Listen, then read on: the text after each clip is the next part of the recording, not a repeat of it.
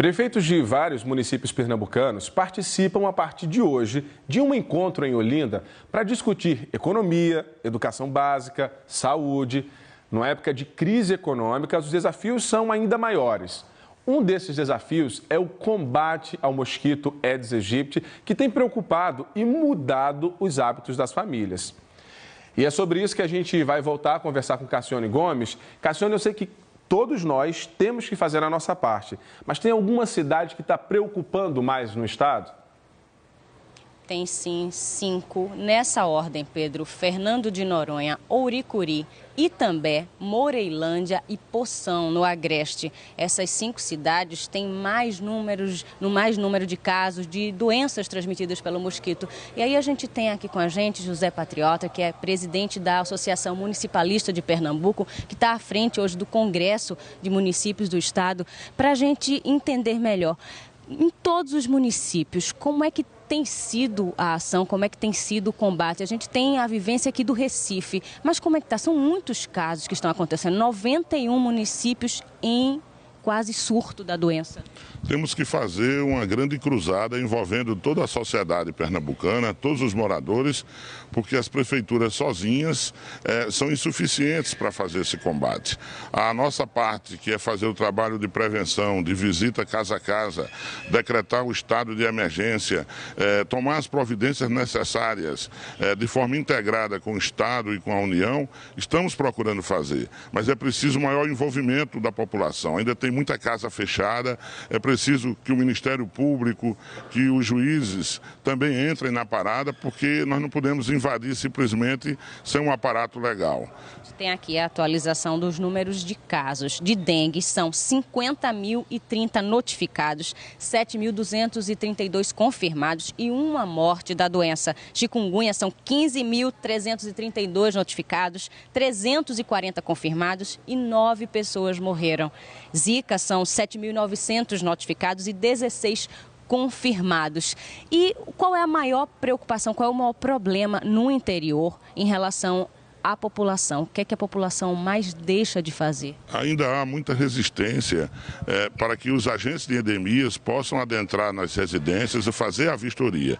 E quando o agente entra, é preciso que o morador fique dando toda a condição e manutenção nas suas caixas, nos seus reservatórios, para fazer a manutenção, porque senão o mosquito pode voltar a se instalar novamente. Há muita subnotificação, por exemplo, a gente sabe dos casos que chegam, mas os casos que as pessoas não vão aos postos de saúde. Pernambuco ainda se destaca como um estado que consegue notificar esmagadoramente a maioria dos casos, mas não deixa de escapar um ou outro.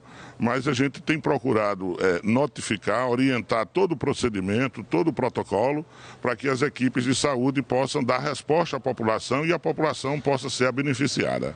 Já já a gente volta, muito obrigada, para conversar sobre o Congresso e principalmente como fiscalizar o dinheiro que está chegando para o município. Pedro. Assim como as famílias, as prefeituras precisam ter recursos para pagar as contas, os funcionários, atender às necessidades básicas da população, fazer investimentos. Para isso, contam com dinheiros dos governos federal e estadual e também com o dinheiro próprio, que vem, por exemplo, do pagamento do IPTU. Mas muitas prefeituras vivem com o orçamento apertado, contas em atraso e até outros problemas. Hoje acontece no Centro de Convenções em Olinda um congresso que vai discutir a situação das prefeituras pernambucanas. Várias instituições vão participar também, uma delas é o Tribunal de Contas. A gente vai lá para o Centro de Convenções, onde está a repórter Cassiane Gomes. E, Cassiane, a gente sabe que uma das preocupações das prefeituras é poder manter as contas mensais, isso com saúde, com educação. Como é que o Tribunal de Contas fiscaliza para saber se está tudo certo? Olha, Pedro, o Tribunal de Contas ele tem condições de fazer um controle prévio, ou seja, antes do gasto, antes da despesa e também depois que isso é feito, ver se foi feito tudo da maneira correta. É assim que funciona. A gente está aqui com o procurador do Ministério Público de Contas, do Tribunal de Contas do Estado, que é Cristiano Pimentel. Ele vai dar uma palestra sobre esse controle externo, esse controle de fora, olhando de fora para as prefeituras. E aí eu lhe peço para explicar para o cidadão que está em casa.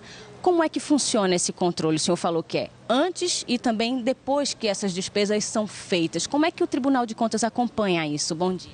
Bom dia.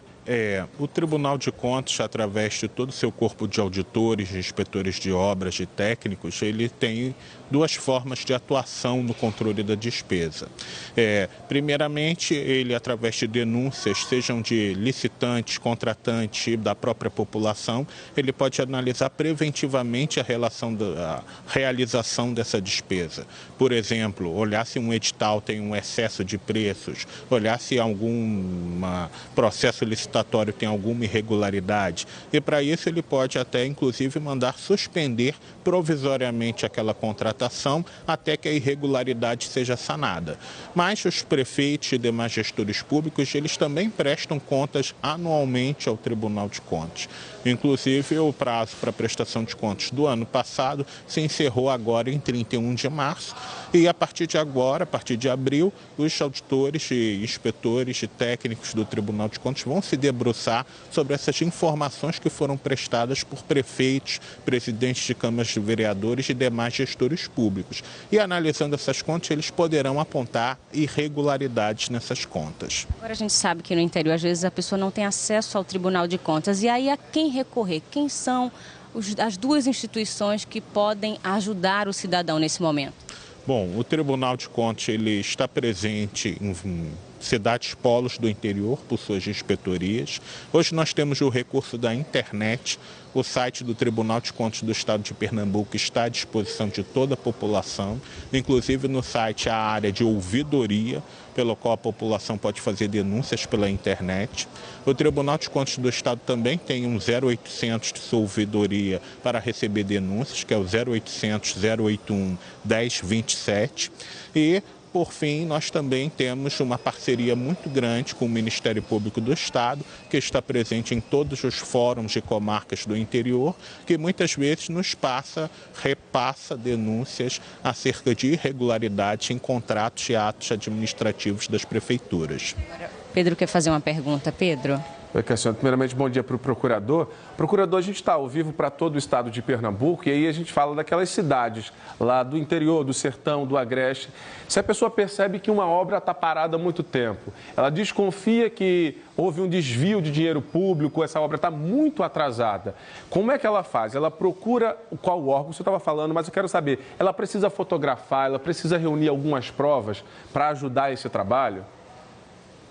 No interior, para denunciar, por exemplo, uma obra parada, a pessoa precisa reunir algum tipo de prova para chegar no Ministério Público, para chegar no Tribunal de Contas do Estado? Não, com certeza não. Não precisa, a população não precisa reunir provas para denunciar o Tribunal de Contas do Estado.